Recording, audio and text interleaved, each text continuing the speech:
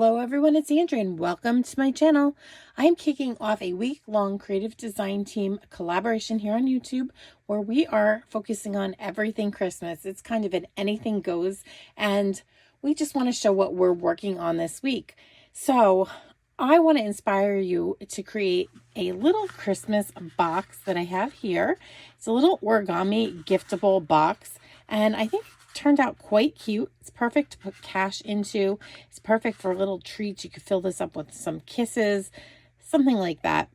But we are going to make this box today and it's super simple. You don't need any adhesive or anything. You're just going to need a bone folder and an 8.5 by 11 sheet of cardstock.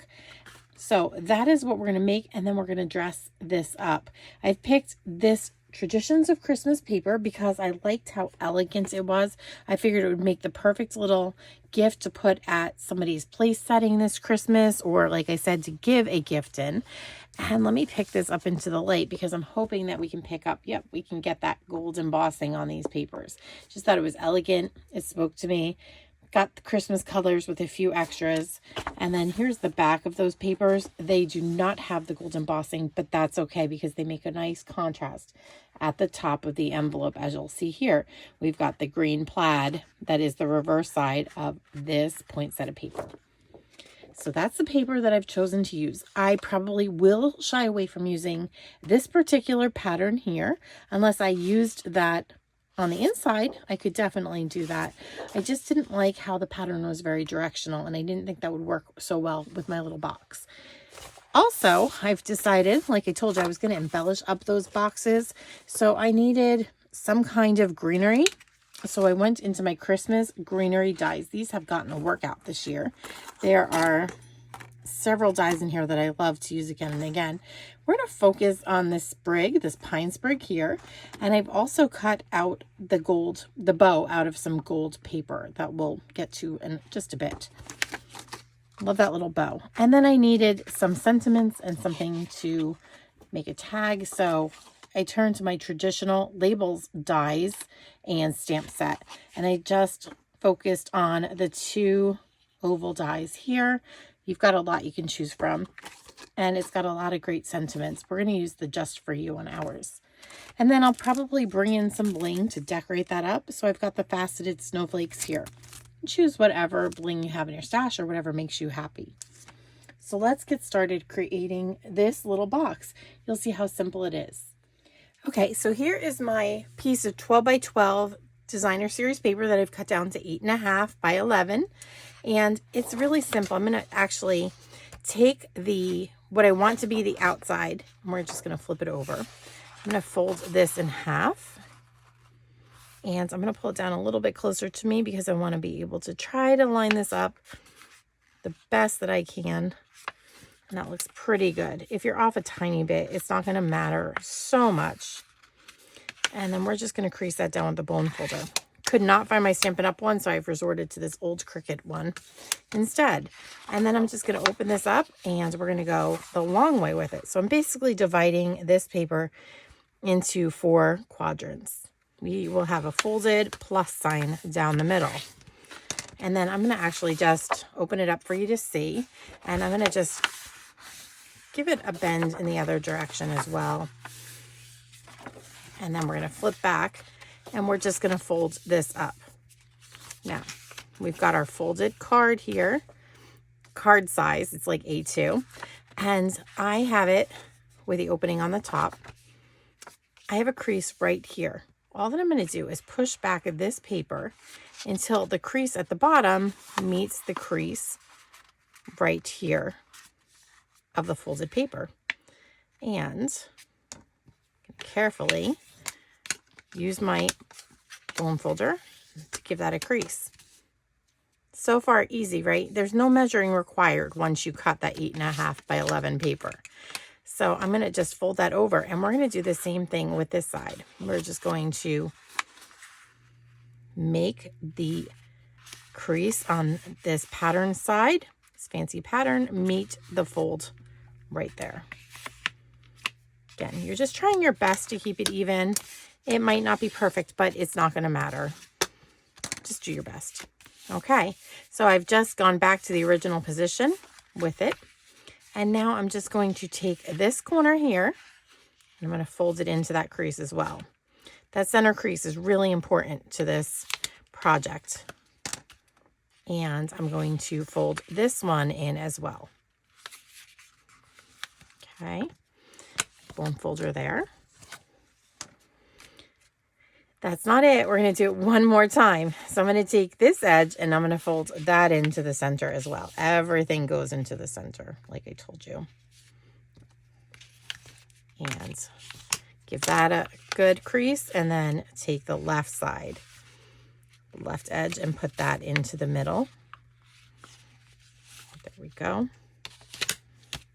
And give that a crease. Now we're going to leave that alone, and we're going to flip the whole project over and pull it into the center again, into the crease that's on the back.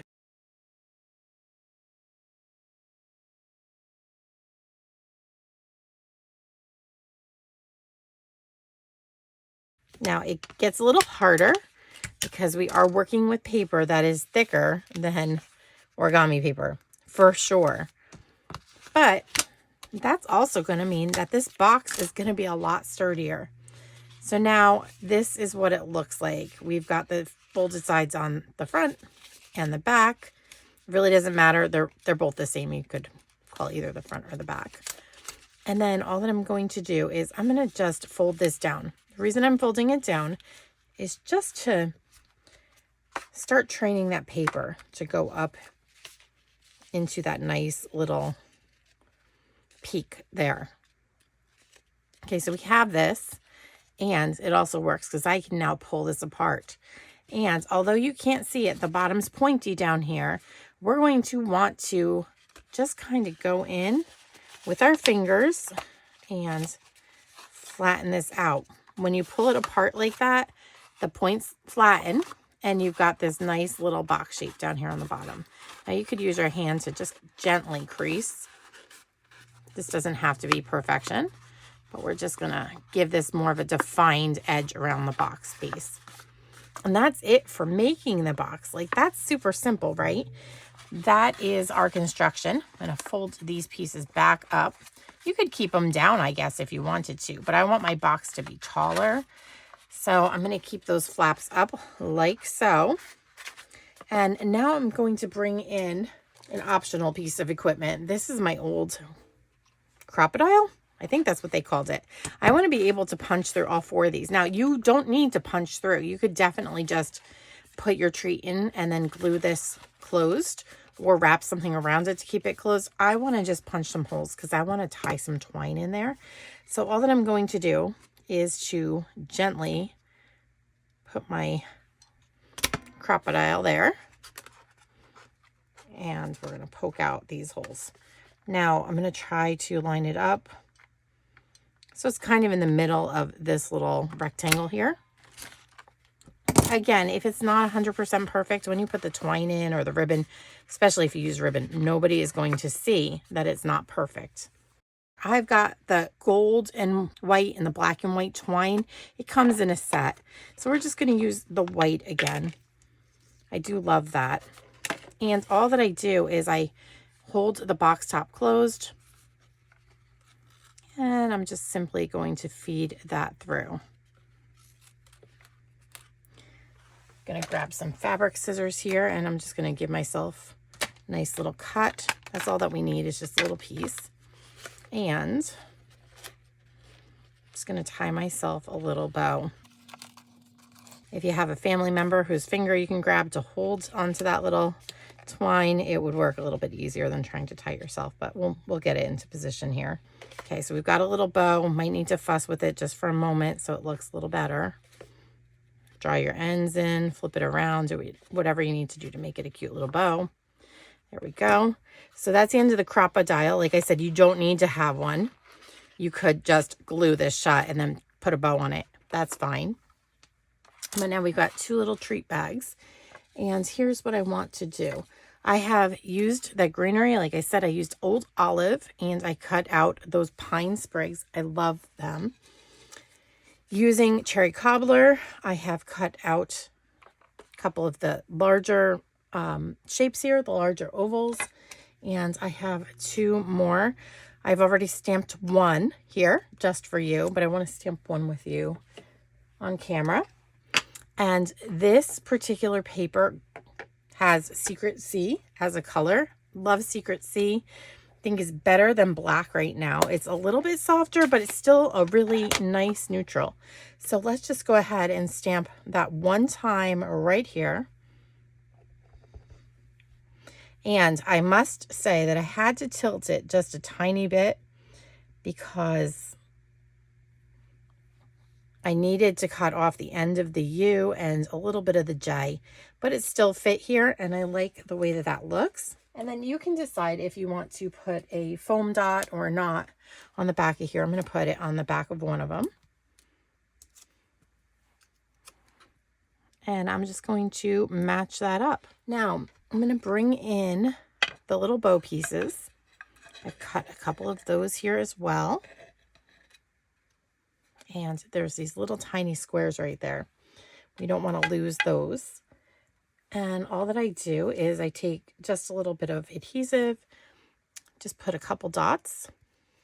So one at the bend in the ribbon at the top here. My glue doesn't really want to come out. There we go. I see it coming out. 1, 2. So we're just going to go ahead and lay a little bow part on top. And then they gave us one more little die cut. It's a little tiny square, I should say. And I like it because it just emphasizes the inside of the bow. I'm just going to use my fingers to pick that up. If you have a pickup tool, now's a really good time to know where it is. I think I've got all my tools packed away. I just had a crop this past weekend. So there we go. We've got that done.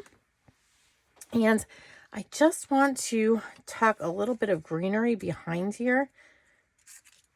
I think that'll look cute. So we're just going to put a little adhesive. I want the greenery to kind of go off the side of the box. So we'll go ahead and do that. And then I'm just going to put a little bit of glue down here. And we are going to put our bow on the very bottom. And let me do the same for this. Really easy so far, right? So now all that I need to do, I should really let this dry, but we could pop this up again if we wanted. Let's try to do that. Let's see how it looks popped up. And I'm going to trim off that little piece of greenery, the little stem that's up there. Let's go ahead and decorate our box. So we've got one done here. So now all that we need is the finishing touch. We just need like a little bling or something, I think, to bring this to life. So that is where our little package of bling comes in. And I'm not going to use the turquoise color here in the middle. I think that's better suited for delicate pines kind of paper. Let me just pull this out. And on this one, I think some red would really look pretty. So let's just give ourselves a little piece of bling.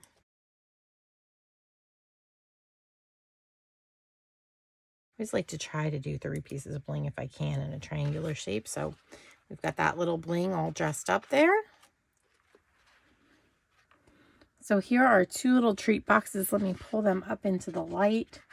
I think that they are just adorable. They'll look great on my tablescape this year at Christmas, don't you think?